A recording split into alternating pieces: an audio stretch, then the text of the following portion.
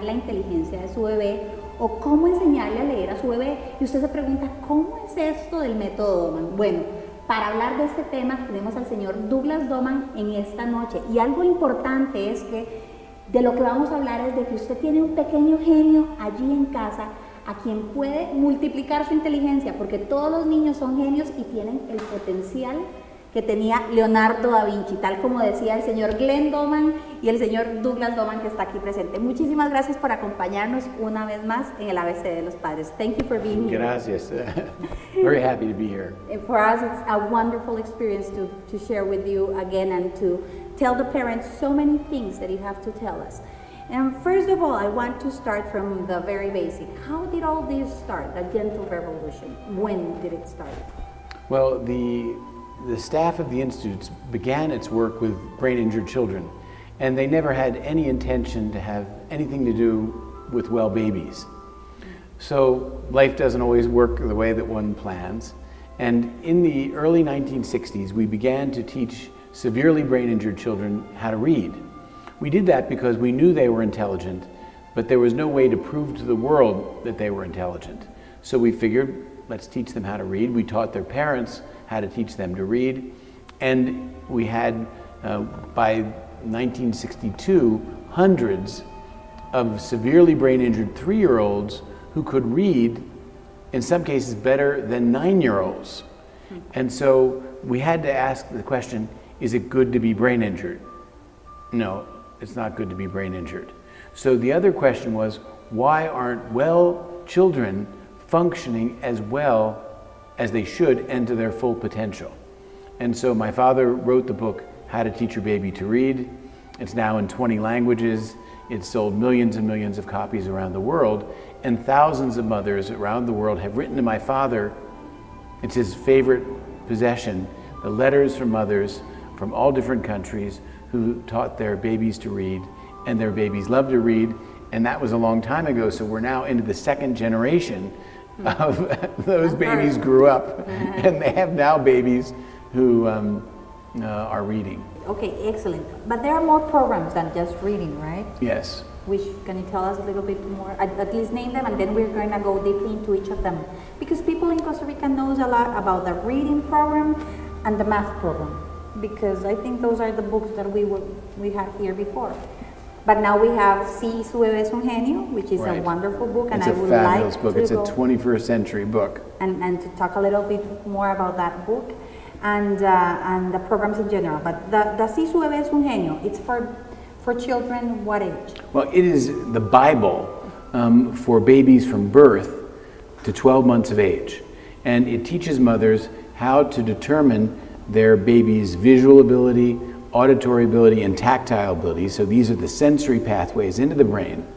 And then how to develop the motor pathways. This is the information coming out of the brain: mobility, language, and manual competence.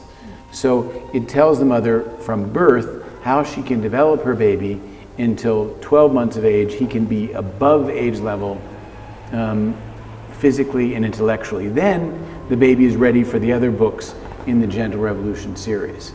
So first year, Si Su Bebé Es Un Genio. What if a child is 1 year already? Can a mother use that book still?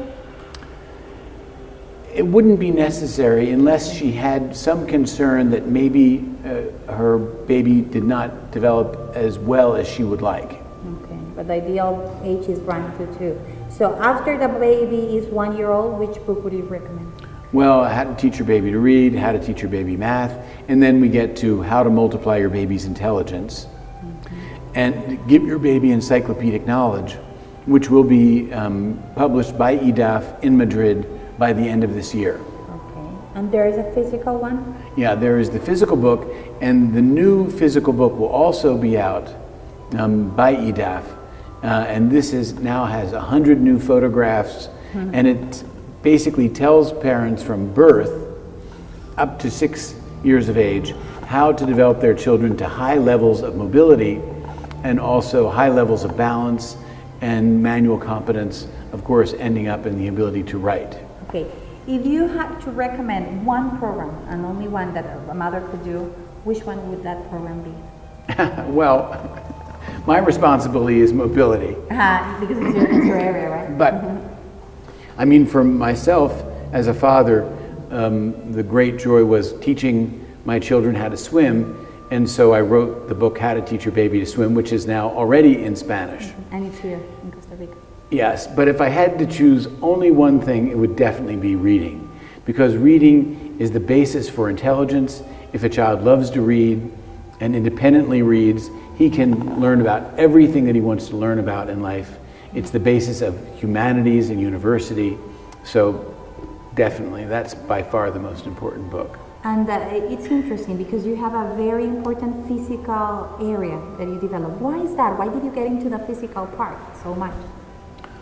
Well, our objective is intellectual excellence, physical excellence, and social excellence. I mean, that's well-rounded. And although it's based on brain growth and development, and that's based on new science, the fact of the matter is it goes all the way back to the ancient Greeks. The ancient Greeks knew that it was important for human beings to be well-rounded, both intellectually and physically. That's where the Olympics came from, 2,000 years ago, and socially as well. But now science has proven that children who are active, and there have been studies show that the children who run score better in intellectual tests than sedentary children, and there even have been studies done that showed that that particular area of the brain is bigger for the children who are physically active than the children who are not. So what your recommendation would be? How many times a week a child should do physical activity? Well, we would like to see it happen every day. Okay.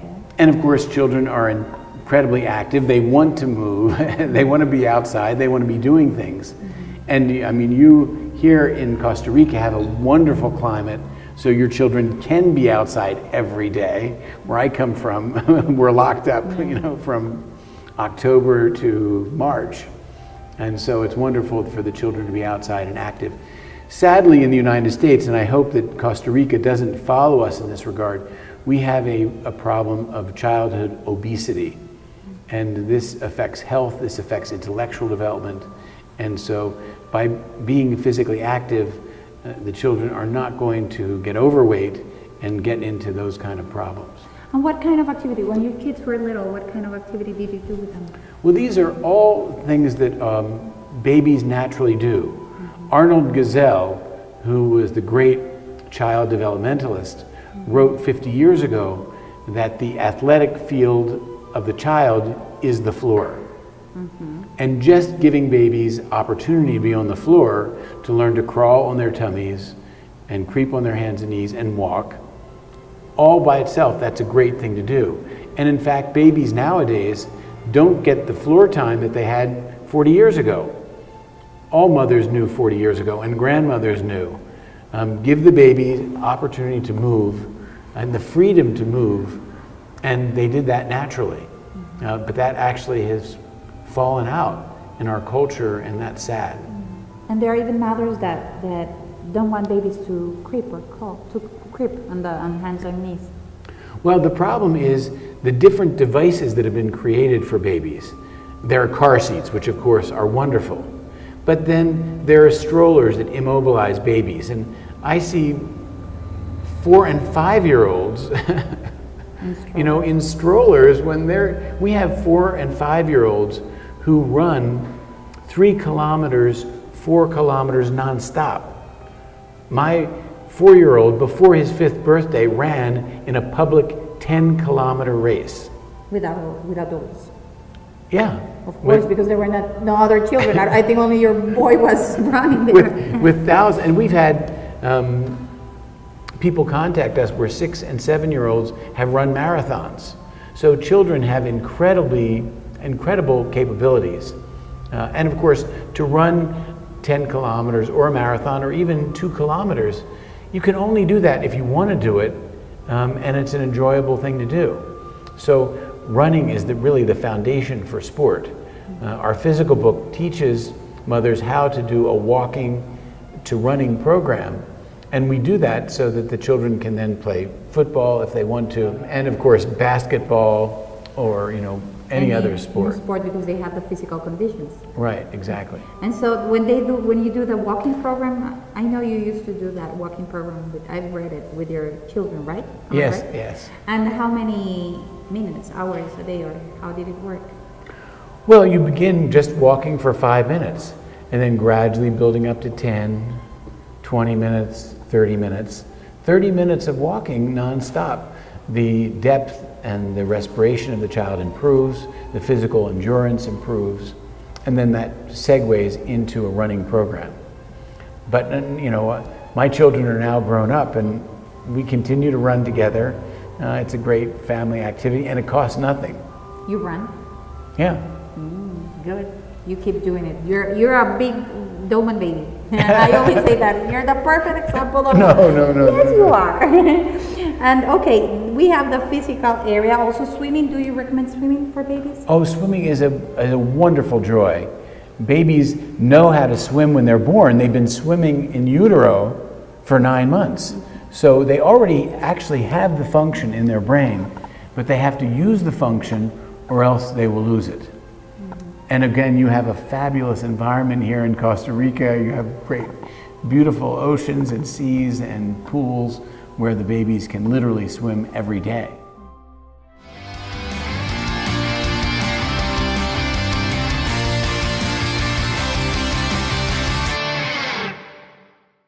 En Laboratorios Echandi tenemos el mejor equipo técnico que nos garantiza la exactitud de los resultados de sus exámenes, acompañado de un destacado grupo de profesionales que se actualizan constantemente para brindarle un mejor servicio. En agradecimiento a su preferencia, queremos ofrecerle varias alternativas para el uso de nuestros servicios, en beneficio de usted y su familia. Laboratorios Clínicos de Echandi están en todo el área metropolitana. Los invitamos a visitarnos. Natural Makeover y Spa es una clínica de belleza especializada con tecnología de punta, lo último en técnicas manuales y micropigmentación. Nuestro objetivo es brindarle una opción de tratamientos estéticos y relajantes. Las Body Magic 2-Step System reúnen en un solo sistema enormes ventajas para tu cuerpo, remodelan la figura y reducen hasta 2 tallas de cintura. Le invitamos a que conozca nuestros servicios. Natural Makeover, belleza y salud en armonía. Cuánto te esperé y ahora estás aquí, expresando entre sonrisas este amor. Hay un amor tan grande que dura toda la vida. Por eso todos los días está hasta en cada cucharadita. Colado Sagú, calidad, nutrición y amor. ¿Ya adquirió usted la pista de gateo para su bebé? Se la recomiendo 100%. Es especial para estimular el área física de los bebés desde que están recién nacidos y hasta el año y medio, ya que tiene múltiples usos. Llámenos o escríbanos para que aparte la suya y empiece a estimular a su bebé en el área física. A los ticos no nos puede faltar empezar el día con un cafecito y gallo pinto para desayunar. No nos pueden faltar los paseos de un día a la playa o a las posas con los amigos, ni el antojito de un copo para terminar. Que no falten nuestros ritmos, música y canciones para bailar. No nos pueden faltar nuestras costumbres, nuestro folclor, nuestra gente, pura vida, nuestro sabor. Como a los ticos, solo los ticos. Y como las sodas, solo Pozuelo, que es mucha galleta.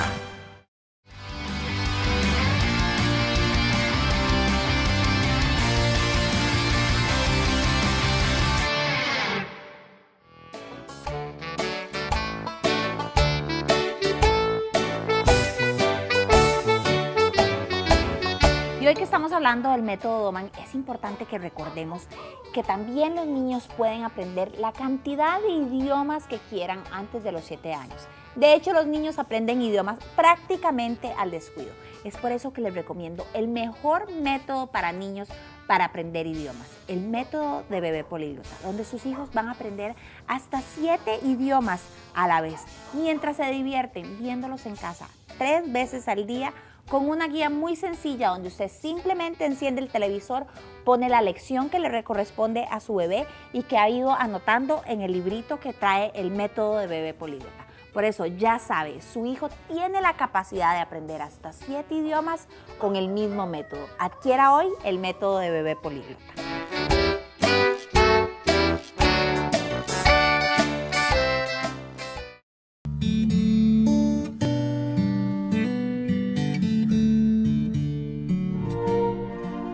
So we have the physical area, but there's also a very important area you talk about, and it's nutrition. Yes. What can you tell parents about nutrition and the child? Well, we pioneered our nutritional program in the early 1970s, and Adele Davis, who is really the mother of modern nutrition in the United States, came to the institutes as a volunteer and set up our whole nutritional program for the brain injured children.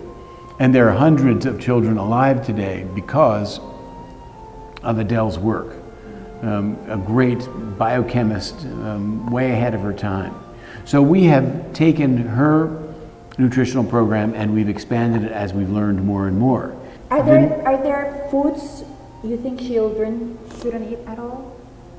Well, we're opposed to concentrated sugars. Now, of course, there is so much sugar in our environment, and it's almost impossible to keep children away from it. My oldest son, we gave him his first ice cream cone. And he was 20? No. He was 2.5. Well, I did the same with my Christine. She was 2 when she ate her first ice cream. Right. Because I went to the institute before, so I know. So, yes, concentrated sugars to a minimum. They're not helpful in terms of the body. Too much salt can cause a retention of fluids, which is not necessary. We have a booklet called The Pathway to Wellness, which is for the parents of brain injured children. But now we're coming out with a Pathway to Excellence, and this is our booklet for the parents of well babies. And of course, we'll get that in Spanish, hopefully by the end of the year. So that will have dozens of points about nutrition, and if parents write to the institutes, we will be happy to make sure they get that. And why sugar? Why no sugar? Not so good sugar. What have you? Well, it kills appetite. Mothers often say, when it's mealtime, my child won't eat. When she puts good food in front of the baby, he won't eat. Well, if he has been consuming large amounts of sugar, he's not going to have an appetite. Sometimes mothers give too much juice, and the juice also has concentrated sugar, and that kills the appetite, so the baby doesn't eat good food when the time comes. So we prefer good, pure water for babies, and not too much juice. I don't know if it's a problem here. Now you have wonderful fruit in this country, fresh fruit. If it's just the fresh fruit and not sugar added, great. If not, the best thing a child can drink, and an adult too, is water. Exactly. Okay, so those are things children shouldn't eat. Do you have any studies of foods that are good for the brain, or that are good for the body of the child? That you say every child should eat a portion of, like 1 apple a day keeps the doctor away. Is there something you have found out? Well, fish is considered a brain food. Okay. And so that's great, but the problem with fish is to make sure you have fish that has not been contaminated, because there can also be all kinds of pollutants in our fish. So as long as you can get to good non-polluted fish, that is considered a brain food. Okay. Any other? Well, of course, fresh vegetables, fresh fruits, and as much as possible organic fruits, vegetables, and foods. Okay, great. Now let's go a little bit to the program to teach languages. What do you think about teaching languages to children? Because there is a saying, or a big myth, I think it's a myth, that when you teach a child more than one language, then the child will have a delay in the language development. What?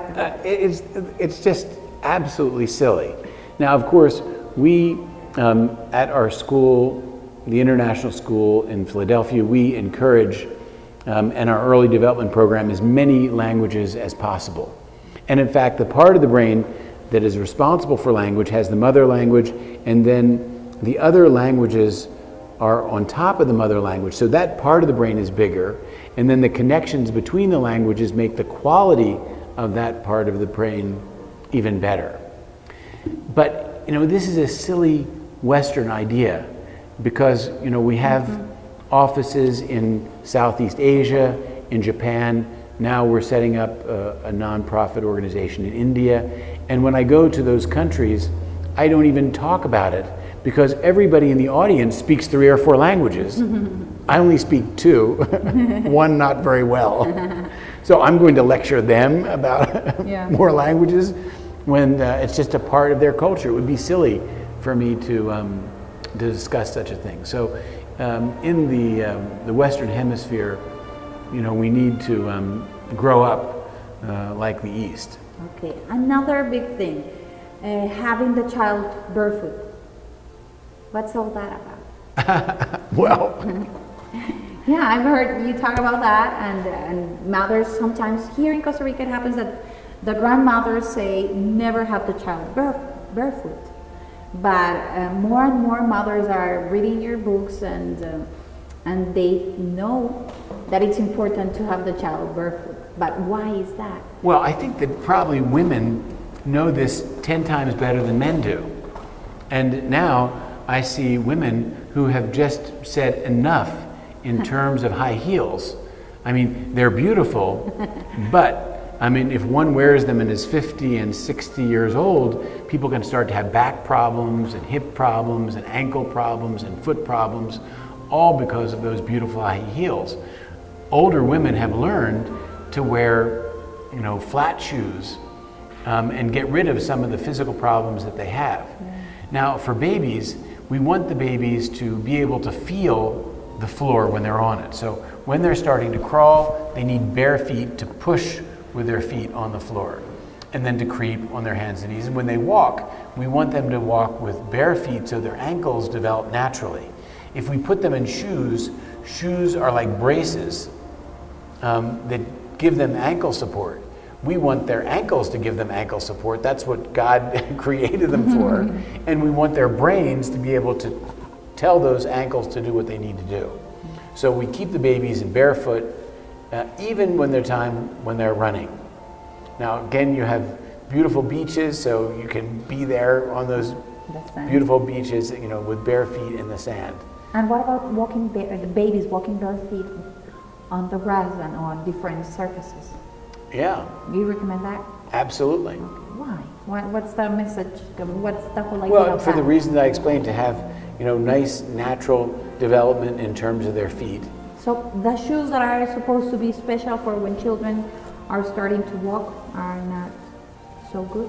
We would prefer that the babies remain barefoot until they walk all over the house independently, and preferably outside the house, and even to run.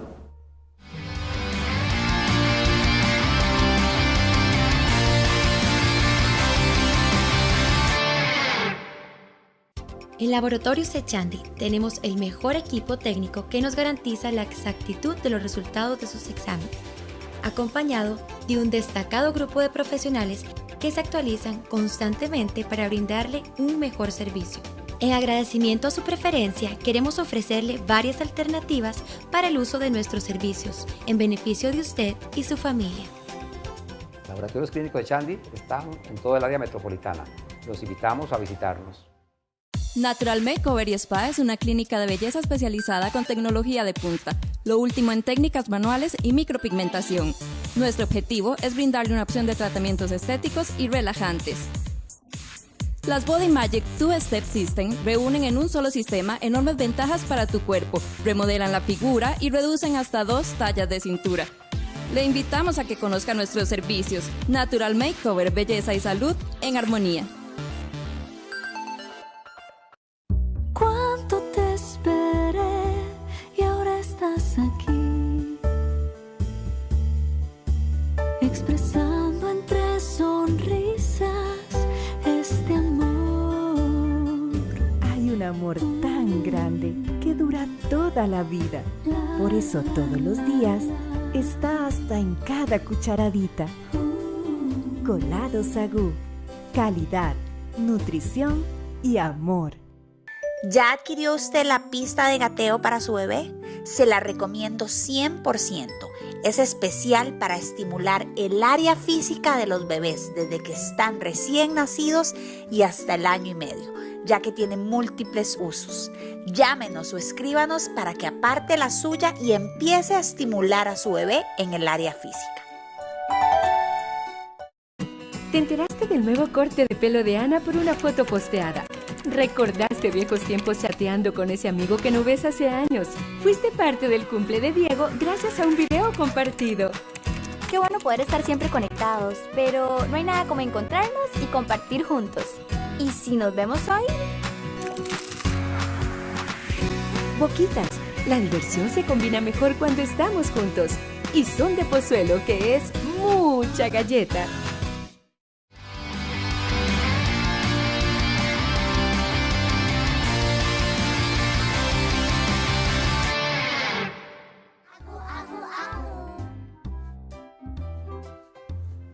Ya usted sabe que si su bebé quiere banano, manzana, melocotón, pera, frutas tropicales, manzana piña, guayaba o ciruela, lo que su bebé quiere es agú.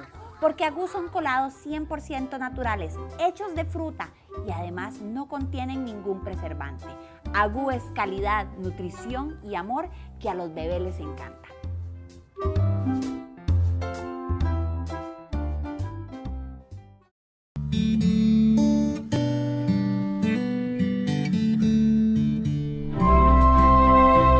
Now let's talk a little bit about music and the child. At what time should we start introducing music to the children?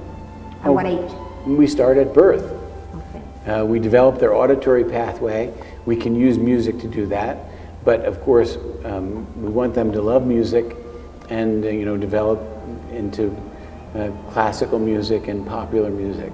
Okay. Any music? Maybe any jazz?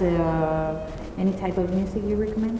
Well, we have a Suzuki Violin School in Philadelphia, and that is a beautifully developed program over more than 50 years. And if a child can learn how to play the violin, he can obviously play any instrument. So we just use the Suzuki program because it proves that babies can do anything, and small children, in terms of music and playing an instrument. And at what age do they start? Well, there's some lessons that they can start at 18 months. Wow. And by 3. They're playing? Yeah, they're playing by 3. Okay, good. Going back to a question I have, I just remembered about crawling. The baby starts crawling at 7 months old. And then the baby starts to stand up when he's 8 months old. And he goes creeping. He goes creeping. The baby gets to a chair and stands up. And the mother says, I want my baby to creep more. I don't want him to be standing up. Should we stop that? Okay, it's a good question. And first of all, there is crawling, which is on the tummy. And this is a very important thing for babies to do in terms of their physical development and their respiratory development. But very few babies nowadays actually do crawl. They don't get enough time on the floor. And so they skip crawling and they go on to the ability to creep on their hands and knees. This is not a good idea, to skip a whole important developmental stage. Well, then babies are not creeping as much as they should as well. And we also have walkers and things designed to get babies to walk, and that discourages them from crawling and creeping. That breaks up the natural process. It's very important for baby to crawl a lot, creep a lot, and then walk when he's ready. What would be a lot? We would like to see as much as possible. The baby is going to walk by 12 months of age, so it's going to happen sooner or later. And the age doesn't matter. We want him to be prepared by having crawled and crept a lot. Okay, and when they creep, they should creep every day? Well, I mean, it's a means of transportation for them until they walk. But mothers don't put them, they start creeping and that they don't want the baby to get dirty, for example, so they don't put the baby into the floor. You think it's important that they put the babies into the floor to creep even if they get dirty? Because mothers, we mothers sometimes get like, I don't want my baby to get dirty or eat something from the floor, so that's why I don't put the baby on the floor. Well, it's true. We want the floor to be clean, warm, and safe. And what we do in our houses is that the mothers put up a sign, and when people come into the house, they take off their shoes, and they don't wear their shoes in the house. That helps make the floors cleaner. And by the way, that's exactly what they do in Southeast Asia and Japan. It's nothing new. And so, yeah, but if I had a choice between a child, and by the way, all kids get dirty, you know? Exactly. They love to play in the dirt. That's normal, so there's no way you can avoid that. But you don't have a number of hours that you say, okay, they should creep 10 hours a day. No, when they're not doing something else, they should have the opportunity to creep and learn about the environment. I mean, they want to creep around and find out about things. That's important for their intellectual development as well. Okay, perfect. So next time you come to Costa Rica, you're going to see babies creeping and crawling all over the floor. What do you think? Wonderful. And I need to tell you, thank you so much for being with me one more time. Your time is so precious because I know you don't have so much time always. And really, we really appreciate that you are here at El ABC de los Padres. Thank you very much and see you back in May. Yeah. Muchas gracias. Muchísimas gracias por estar con nosotros en este programa tan especial donde contestamos muchas de sus preguntas acerca del famoso método Doman. Nos vemos la próxima semana. Hasta luego.